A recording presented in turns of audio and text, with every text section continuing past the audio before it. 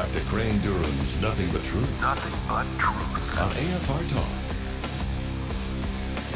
Welcome back. Crane Durham's Nothing But Truth. Bottom of the hour, Buzz Jacobs, co-director of Benghazi 9/11 and featured speaker, one of, at tomorrow's rally in D.C., 9/11 rally, obviously focusing on the deaths of the murder of 4 Americans, including our ambassador 1 year ago.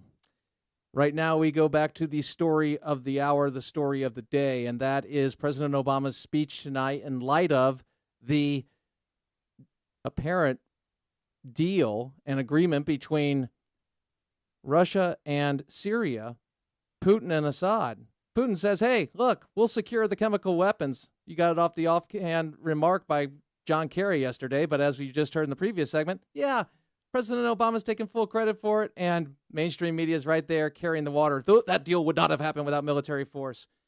A lot going on. What will the president say tonight? What does this do for our strategy overall with Assad and in our overall war on Islamofascism? We go to our good friend, Colonel Gordon Cucullu. He is the author of Separated at Birth, How North Korea Became the Evil Twin, as well as Inside Gitmo. And the title of his third book, which is co-authored by his wife, Chris Fontana, is Warrior Police, Rolling with America's Military Police in the World's Troubled Spots, published by St. Martin's in 2011. He is currently also the director of the Valhalla Project, which works with veterans coming back from the war zones and their integration back into our communities. Colonel, great to be with you. Thanks for having me on, Crane, as always. Absolutely. Let's start. Here is Savannah Guthrie last night offering the president a question, and she gives him options because that's what we have to do. We have to put on kid gloves with our president. I don't mean that insultingly. It's just a reality because he doesn't want to make a gaffe, and they don't want him to make a gaffe. But here's the question. You'll hear it. Roll it. Would you act without Congress? The answer could be yes, no, or I haven't decided. I think it's fair to say that I haven't decided. I am taking this vote in Congress and what the American people are saying very seriously. Because if you ask somebody, you know, I read polls like everybody else, and if you ask somebody, if you ask Michelle, do we want to be involved in another war? The answer is no.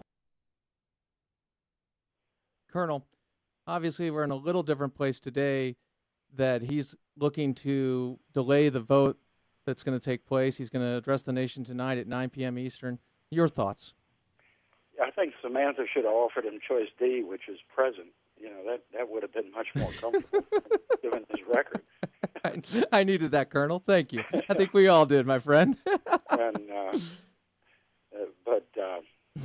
I mean, I'm almost waiting for the old Looney Tunes ending to come on to you know, kind of be his bumper music tonight, where it says, "That's all, folks."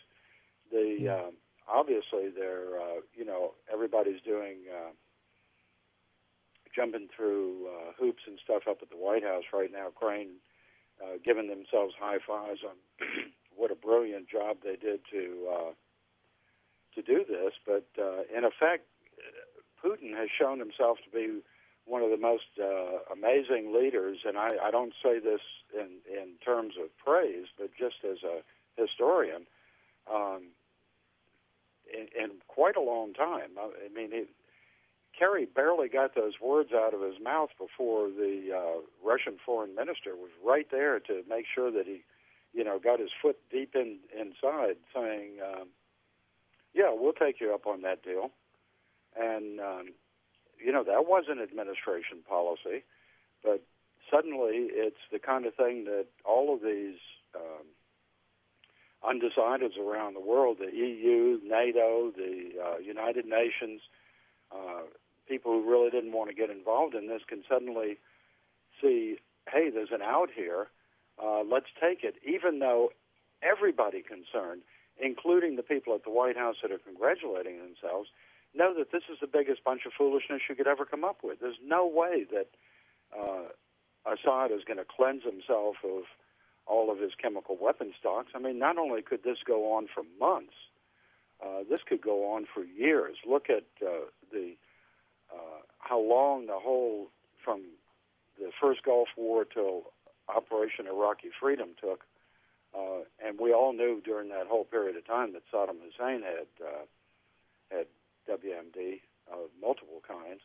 So, look forward to a decade of this. Plus, Putin has just trumped anything the U.S. wants to do with Iran, because all he has to do is hit the repeat button, come in and say, oh, I'm working with the Iranians, they're going to dismantle their nuclear program, and here we go around the merry-go-round again. So there was an excellent piece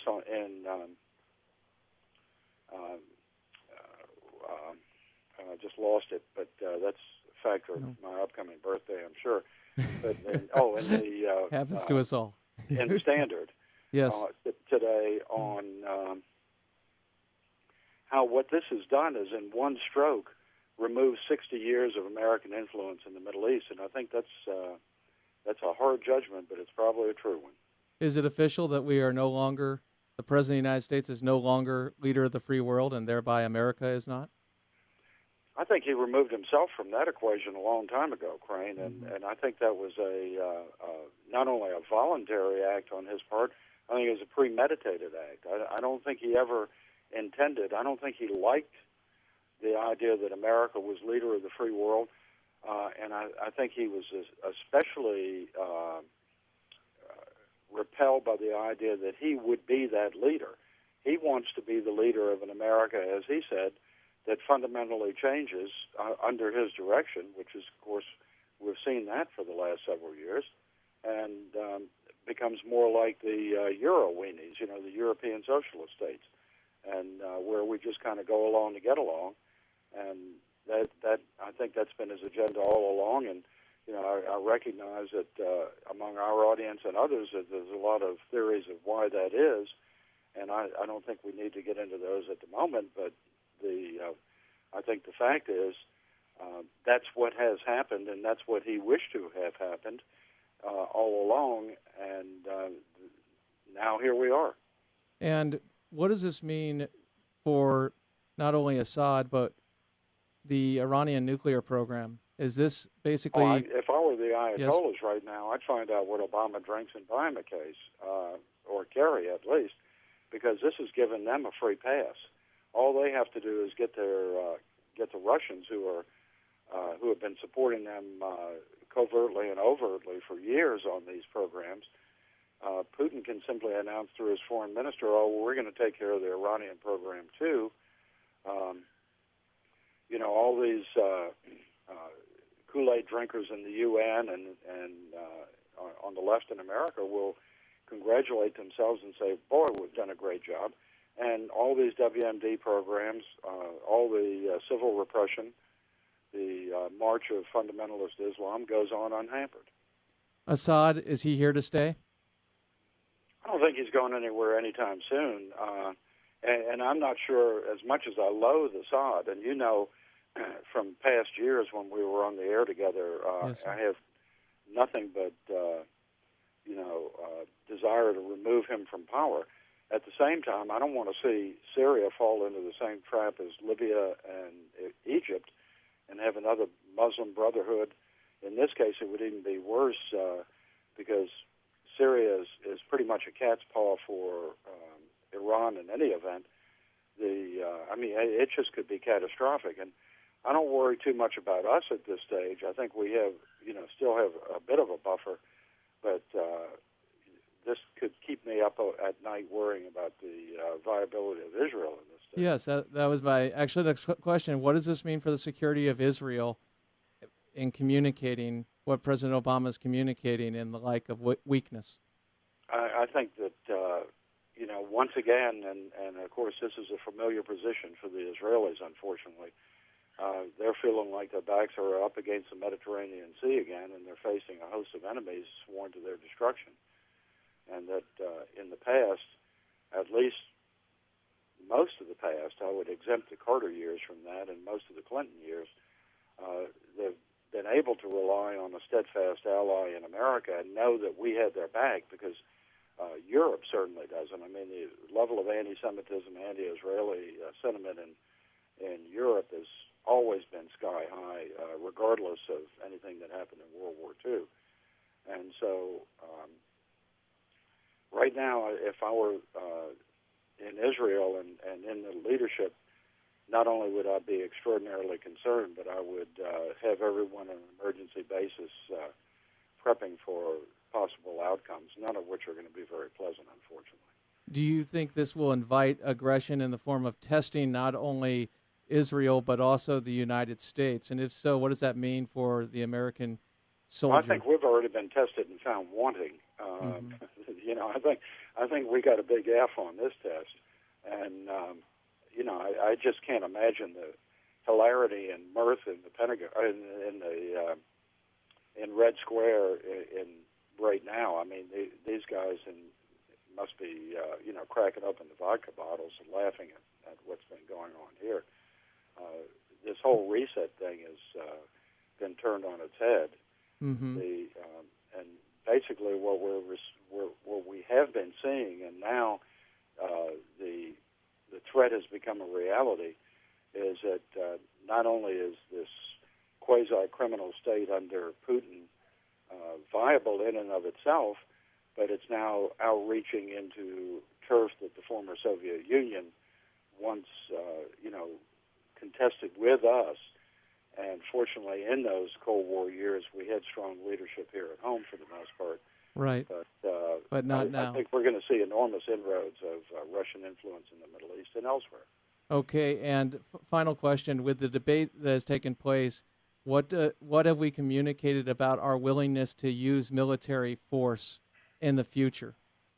I think we've been communicating this all along, at least since 2008, that we're unwilling to do it, and that we're voluntarily downsizing to the point where we're simply going to be another second or third-rate mediocre power that is capable only of making a lot of bluster and threats, but not following through on anything significant. If you're a Christian, if you're a Jew, if you're a religious minority in that region, watch out. I think you know. I think right now we're seeing the handwriting on the wall. Christians are being persecuted at a level that I don't know that we've seen this in my lifetime. Colonel Gordon Cucullu, our guest. He is the director of the Valhalla Project, and he will be on with us again on Friday, won't you, sir?